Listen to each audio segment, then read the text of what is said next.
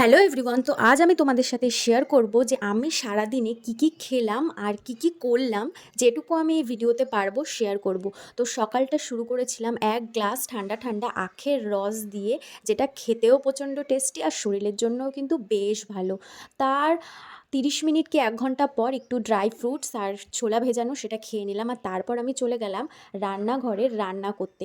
তো এখানে দেখো, রান্নার আগে আমি রান্নার কিছু প্রিপারেশন করে নিচ্ছি। চিকেন রান্না করব, তো সেই কারণের জন্য আগে আগে সব কাটাকুটি করে রেখে দিচ্ছি।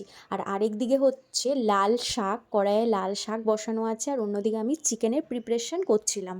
রান্নাঘরটা কিন্তু আমার খুব পছন্দের একটা জায়গা। যখনই সুযোগ হয় বা যখনই ইচ্ছা হয় তখনই কিন্তু আমি রান্নাঘরে রান্না করতে চলে যাই।